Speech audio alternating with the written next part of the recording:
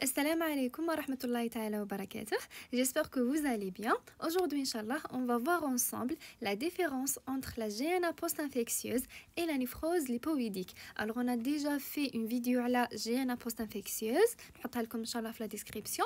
Et on a fait une vidéo à le syndrome néphrotique idiopathique. Aujourd'hui, Inch'Allah, on va faire un tableau. On va récapituler les deux vidéos qui ont on va faire la différence entre le syndrome néphritique donc les GNA et le syndrome néphrotique les la néphrose lipoïdique parce que la plupart تتخلط لهم بين syndrome néphrotique et syndrome néphritique بين GNA ou بين la néphrose lipoïdique عليها نديروهم ان شاء الله هاد لي ديفيرونس كامل في ان تابلو هكا باش نكونوا منظمين فوالا. Alors on commence bismillah. Alors واش راح نشوفوا كامل on va voir donc la différence concernant la physiopathologie, la NAPAT, la clinique, la biologie, les complications et le traitement. Alors, concernant la physiopathologie, alors la physiopath, هي الصح parce que إذا فهمنا la physiopathologie تاع GNA و تاع syndrome néphrotique رايحين نعرفوا la différence بيناتهم. Bon, هنا كي راني نقول syndrome néphritique راني نقصد GNA post infectieuse وكي نقول syndrome néphrotique راني نقصد la néphrose lipoïdique parce que على بالنا بلي syndrome néphritique كاين plusieurs causes و syndrome néphrotique كاين plusieurs causes, d'accord. أنا نحكي على هاد لي deux causes اللي نشوفوهم في la pédiatrie surtout, voilà.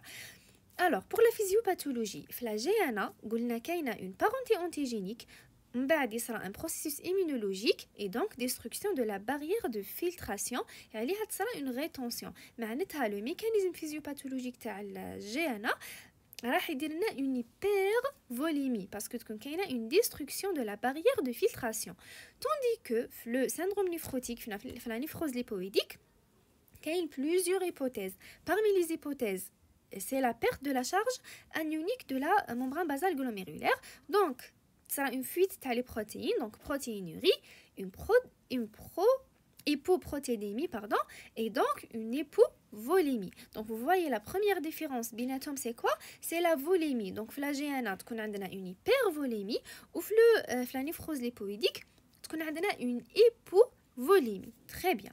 On بعد في l'anapath. Alors sur le plan anapath, واش عندنا في la GNA كاينه une prolifération mésangiale et infiltration par les cellules inflammatoires parce que حكينا بلي كاين un processus immunologique, donc كاين les cellules inflammatoires et tout.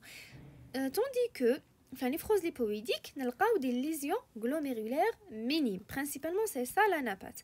On بعد sur le plan clinique. Alors la GNA post-infectieuse, le signe constant ou les دايما كاين c'est l'hématurie, d'accord. C'est l'aspect les urines en bouillon sale ومعها les œdèmes, plus ou moins les œdèmes وما يكونوش بزاف importants, يكونوا surtout في la région périorbitaire, d'accord. وتكون كاينه une HCA la plupart du temps وتكون كاينه une oligurie, voilà.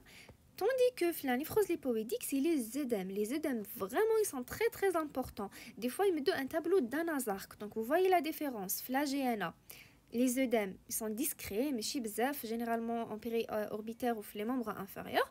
Tandis que la néphrose lipoïdique, les œdèmes, ils sont vraiment importants. Des fois même, ils me donnent un tableau d'Anazark, acide, genre qu'il y a la teinte lycéreuse, etc. Pour l'hématurie, هنا ما راناش قايلين عليها في la néphrose lipoïdique. علاش؟ parce que l'hématurie macroscopique elle est rare في la néphrose lipoïdique, d'accord. Tandis que في la GNA il y a le symptôme il est vraiment genre des fois هو اللي ماشي des fois la plupart du temps يجي consulter على جالو. Donc ça c'est pour l'hématurie, pour les œdèmes. Pour l'HTA في la GNA généralement la plupart du temps كاينه l'HTA, tandis que la néphrose lipoïdique elle est possible au début mais بعد ما تكونش كاينه. Donc vous voyez c'est très important. l'HTA في la GNA elle est très importante وتكون كاينه généralement في début stade 1 ou stade 2, tandis que la néphrose lipoïdique elle est possible mais تقدر ما تكونش, voilà. Et pour l'oligurie في زوج فيهم l'oligurie. Voilà pour la clinique. Donc هكا باش نكونوا genre systématise. Donc حكينا على la physiopath, la napath, la clinique. وكنحكيو على la biologie. شوفوا la GNA l'hématurie تكون constante parce que حكينا راه كاينه destruction تاع la barrière de filtration. عليها تكون كاينه l'hématurie. Elle est constante. Surtout l'hématurie microscopique, elle est constante. والماكروسكوبيك كاينه في 70% des cas. D'accord. صح. Donc هذه pour l'hématurie. في la GNA نروح نشوفوا l'hématurie في la néphrose lipoïdique. Donc plus ou moins hématurie. تقدر تكون تقدر ما تكونش, d'accord. ماشي كيما في la GNA. Très bien.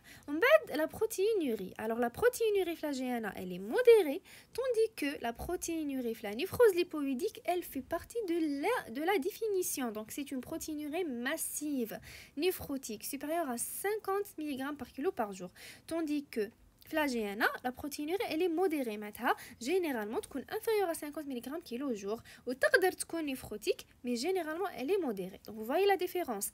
بين l'hématurie والproteinurie في GNA وبين l'hématurie والproteinurie في syndrome néphrotique. Très bien.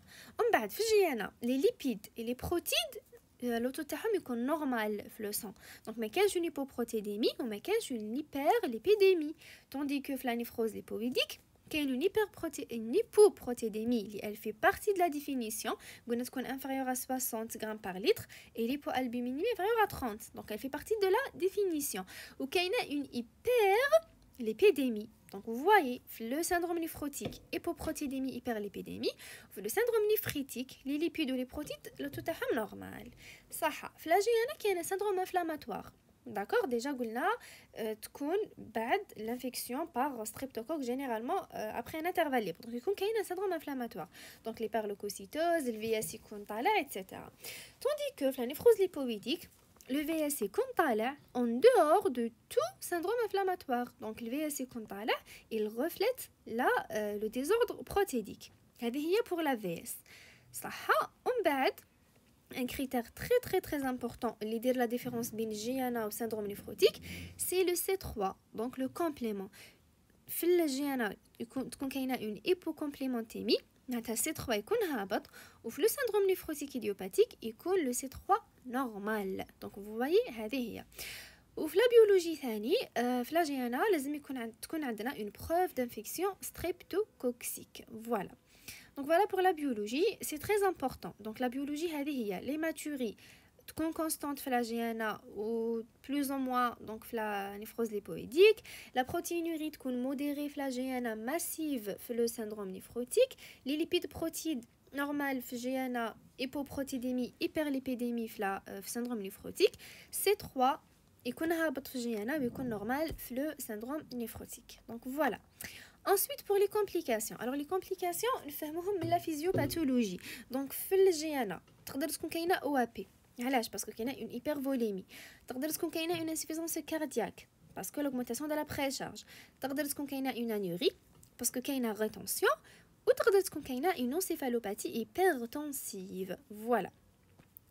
وفي الاخر في le syndrome néphrotique idiopathique تقدر تكون كاينه une insuffisance rénale aiguë suite à l'hypovolémie, les infections suite à la diminution des EGG, thrombose suite à l'hyperplaquitose et l'état de donc l'hypercoagulabilité, les facteurs de coagulation iconosaïdine parce que l'antithrombine 3 راح تصرى لها une perte donc راح تخرج مع les protéines donc كاين le risque تاع les thromboses et les crises néphrotiques. Voilà. Donc principalement c'est ça. Donc les récidives, c'est très important. La GNA, la récidive est exceptionnelle. Donc généralement GNA mais 15 récidives. Tandis que le syndrome néphrotique, les récidives font partie des complications. La plupart des enfants les au syndrome néphrotique idiopathique, ils vont refaire une autre fois. Donc le récidive c'est une complication très importante pour le syndrome néphrotique, tandis que la elle est exceptionnelle. Donc ça, c'est une différence très intéressante. كاينه ثاني une autre information اللي حكيت عليها في الفيديو اللي هي les convulsions. Donc les convulsions نقدروا نلقاوهم في جيانا كما نقدروا نلقاوهم في le syndrome néphrotique idiopathique. Mais le mécanisme ماهوش le même. Alors في جيانا une convulsion تكون par œdème cérébral parce que كاينه une hypervolémie donc راهي داخله في l'encéphalopathie hypertensive. Tandis que la néphrose lipoïdique, les convulsions يكونوا soit par hyponatrémie, قلنا علاش hyponatrémie parce que hyponatrémie de dilution, par hypocalcémie, le calcium donc hypocalcémie parce que la protéine vectrice تاع الكالسيوم رايحه تخرج مع les urines, donc hypocalcémie, hyponatrémie, thrombose cérébrale parce que déjà حكينا على le risque تاع thrombose. Ou là, le méningite à pneumocoque parce que قلنا كاين risque infectieux parce que les EGG يكونوا هابطين. Donc vous voyez, les deux نقدروا نلقاو فيهم les convulsions mais par deux mécanismes différents. Très bien. Ensuite, le traitement. Alors la GNA, traitement تاعها principalement c'est un traitement symptomatique et pour le syndrome néphrotique idiopathique, عندنا ان تريتمون سيمبتوماتيك وعندنا ان تريتمون سبيسيفيك اللي هما لي كورتيكويد. دونك ردوا بالكم تغلطوا، يقدروا باغ اكزومبل في لي كيسيون يقول لكم parmi لي تريتمون دو لا جي ان الكورتيكويد. نو، تريتمون تاع جي ان سي ان تريتمون purement symptomatique. Donc voilà la différence, les différences les كاينين بين GNA ou بين donc la GNA post-infectieuse et la néphrose lipoïdique ou là le syndrome néphrotique idiopathique. Voilà, ان شاء الله تكونوا استفدتوا من هذه لا فيديو. اذا استفدتوا منها ما تنساوش تبارطاجيوها لتعم الفائده، وان شاء الله ربي يوفقنا. والسلام عليكم ورحمه الله تعالى وبركاته.